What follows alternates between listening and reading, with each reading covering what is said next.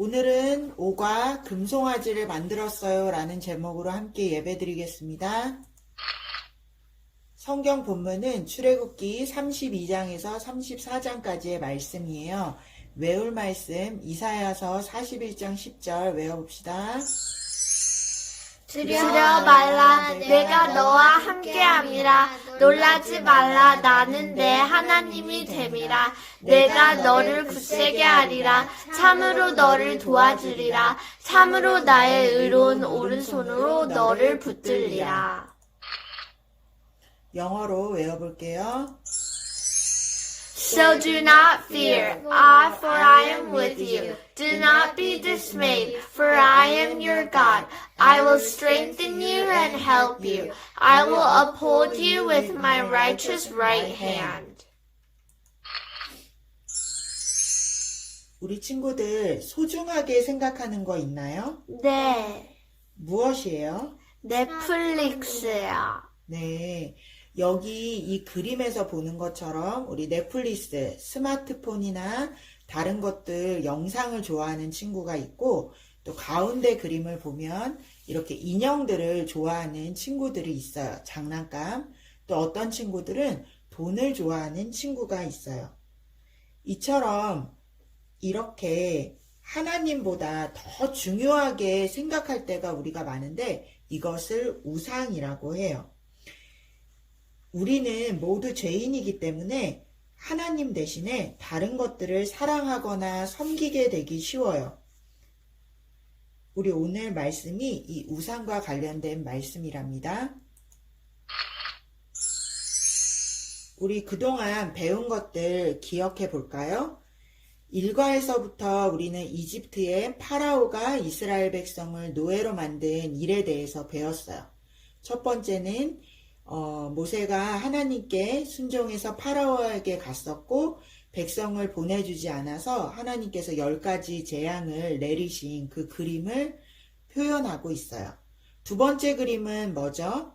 두 번째 그림은 모세와 홍해를 건넌 거. 네, 홍해 또 건넌 사건을 통해서 하나님만이 유일한 진짜 신이라는 것을 우리들에게 알려주셨어요. 우리 친구들 지난주에 배운 내용이 여기 세 번째 그림이에요. 하나님이 하나님의 백성을 광야에서부터 약속하신 땅으로 인도하신 일에 대해서 배웠어요. 먹을 것이 떨어졌고 그렇지만 이스라엘 백성들에게 만나와 메추라기를 내려주셨어요. 또 목이 마르다고 해서 반석에서 물이 나오게 하셔서 이스라엘 백성들의 필요를 채워주셨어요. 오늘의 이야기는 이 그림을 보면 알 수 있어요. 이 그림이 어떤 그림이에요? 금송아지요.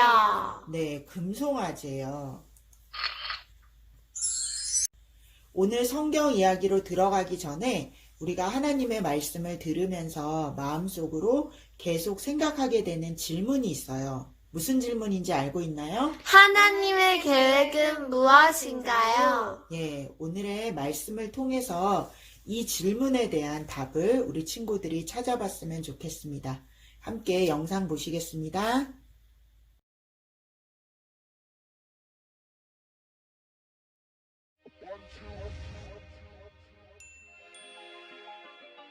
하나님은 이스라엘 백성을 이집트의 노예 생활에서 구해주셨어요. 이스라엘 백성은 시내산에 도착해 그 산 앞에 장막을 쳤어요. 모세는 산으로 올라갔고 하나님이 모세에게 말씀하셨어요. 모세는 시내산에서 40일 밤낮을 머물렀지요. 한편 모세를 기다리던 이스라엘 백성은 초조해졌어요. 왜 이렇게 오래 걸리지? 모세가 살아있기는 한 걸까? 이스라엘 백성은 모세의 형 아론을 찾아갔어요. 우리를 인도할 신을 만들어 주세요. 모세가 어떻게 되었는지 모르잖아요. 그러자 아론은 그들에게서 금을 모아 경배할 금송아지를 만들게 했어요. 하나님은 이스라엘 백성이 저지른 죄를 보시고 분노하셨어요. 하나님이 모세에게 산을 내려가라고 말씀하셨어요. 내가 그들을 쳐서 없애버리리라. 모세가 간청했어요.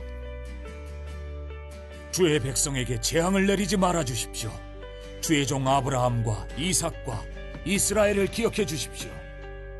자손을 하늘의 별같이 많게 하고 약속한 모든 땅을 그 자손에게 줄 것이라고 약속하지 않으셨습니까?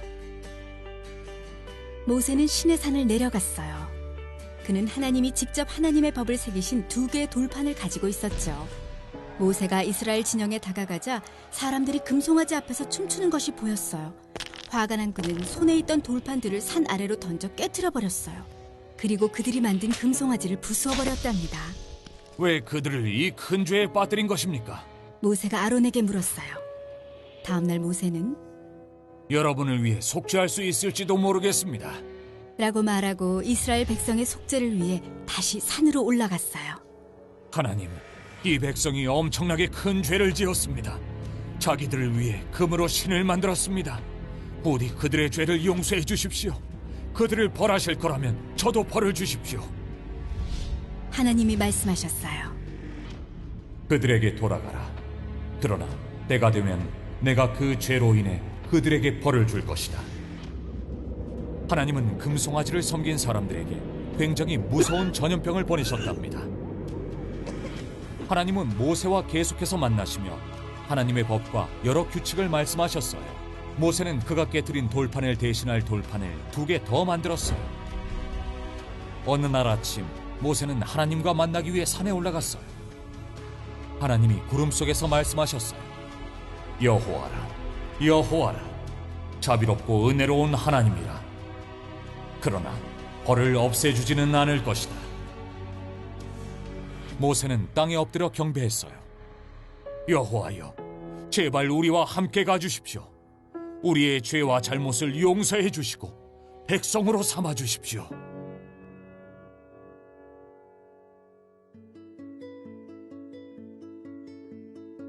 이스라엘 백성이 죄를 지었어요. 모세는 이스라엘 백성을 용서해달라고 하나님께 기도하며 그들의 중재자, 즉 화해시키는 사람이 되었어요. 그러나 모세는 속죄를 위해서는 아무것도 할 수 없었어요.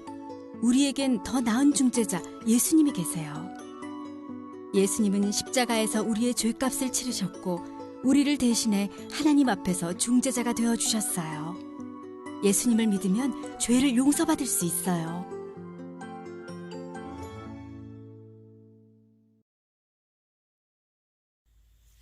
우리 함께 성경 퀴즈 풀어보겠습니다. 첫 번째, 모세는 시내산 위에서 얼마나 오랫동안 하나님과 이야기했나요? 40일 동안이요.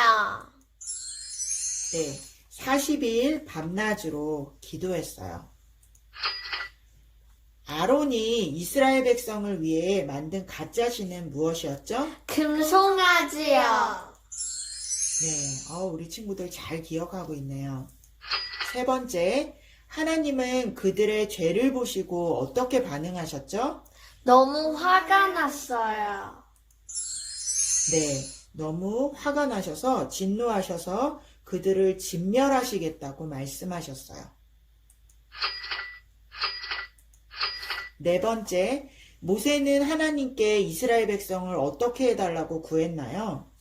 용서하자라고 했어요. 네, 이스라엘 백성의 죄를 사해달라고 간구했어요. 다섯 번째, 하나님은 이스라엘 백성의 죄를 어떻게 벌하셨죠? 바이러스요. 네, 사람들에게 전염병을 보내셔서 그들을 치셨어요. 여섯 번째, 하나님의 계획은 무엇인가요? 하나님의 계획은 약속의 땅을 이스라엘 백성들을 보내는 거예요. 네, 맞아요. 하나님의 백성을 노예 생활에서 약속의 땅으로 보내시는 거였어요. 모세는 이스라엘 백성을 대신해서 하나님 앞에 섰어요. 그쵸? 이러한 사람을 무엇이라고 부르나요? 리더요. 우리 친구들에게는 어려울 수 있는데 중재자라는 표현을 해요. 우리 모세보다 더 위대한 중재자가 있죠? 그 사람은 누군가요? 그분은 하나님이요. 하나님의 아들 예수님이에요. 예수님은 십자가에서 우리의 죄를 사해 주셨고 우리를 대신해서 하나님 앞에 서 주신 귀한 위대한 중재자예요. 우리 함께 기도드리겠습니다. 사랑이 많으신 하나님, 하나님의 긍휼과 은혜에 감사합니다. 우리가 이스라엘 백성처럼 하나님이 아닌 다른 것들을 섬겼다는 것을 고백합니다. 그것은 죄입니다. 그러나 우리는 예수님을 믿음으로 예수님이 십자가에서 죽으시고 우리가 받아야 할 형벌을 대신 받으셔서 우리의 죄를 용서해 주신 것을 믿습니다. 예수님을 우리에게 보내주셔서 우리의 중재자로 서게 하신 하나님 아버지 너무너무 감사하고 찬양합니다. 이 기쁜 소식을 다른 친구들에게도 전할 수 있는 우리가 되게 해주세요.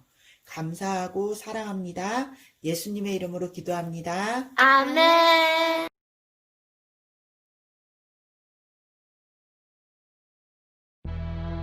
세뮤얼은 새 비디오 게임이 정말 갖고 싶었어요. 불타는 둘의 14 프라이팬을 향해. 그런데 용돈이 떨어져서 2주나 기다려야 했어요. 세뮤얼은 그동안 비디오 게임을 직접 만들어 보기로 했어요. 에밀리아노도 좋아할 거예요. 같이 게임을 하기로 했거든요. 불타는 둘의 14 프라이팬을 향해. 그런데 에밀리아노가 생각했던 게임은 아니었나 봐요. 세뮤얼만 좋아하는 것 같네요.